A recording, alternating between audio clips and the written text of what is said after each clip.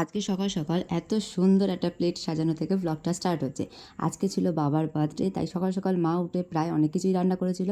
আর যেহেতু বাবাকে অফিসে যেতে হবে তাই ওটা টিফিন গাড়িতে ভরেও দিয়েছিল। আর কিছুদিনের মধ্যেই যেহেতু আমার এক্সাম, আমি সেইভাবে কোনো রকমের ভিডিও করতে পারছি না।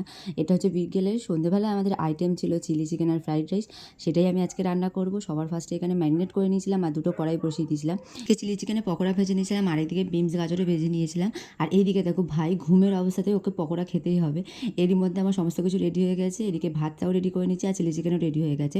আর এই করতে করতে লেট হয়ে গেছে, আর এদিকে বাবারও আসার সময় হয়ে গেছে। তাই রেডি হয়ে সবার ফার্স্টেই চলে গেছিলাম কেক কিনতে। সেখানে গিয়ে ফাইনালি আমাদের এই স্ট্রবেরি কেকটা পছন্দ হয়, সেটাই কিনে নিয়ে আমরা চলে আসি। আর যেহেতু একদমই ছোট করে হচ্ছে, ভাইদেরকে নিয়ে, ভাইরা এসেছিলো শুধু আমাদের বার্থডেতে, আর বাবার একটাই মাত্র বন্ধু, তাই সেরকম বড় আমরা কেক নিইনি। এসে এখানে বেলুন ফুল নিয়েছিলাম, কিন্তু কোনো বেলুনই থাকেনি, সব কটাই ফেটে গেছিলো। তারপরে এখানে বাবা চলে এসছে, এখানে বসিয়ে দিয়েছি বাবাকে কেক কাটতে। প্রত্যেক বছরই ছোটোখাটো করে করাই হয় বার্থডেটা, কিন্তু যেহেতু এই বছর আমি ভিডিও করছি তাই এবারে ব্লগ করে আমি ছাড়তে পারলাম, কিন্তু অন্যান্য বছরের ভিডিও আমার কাছে নেই।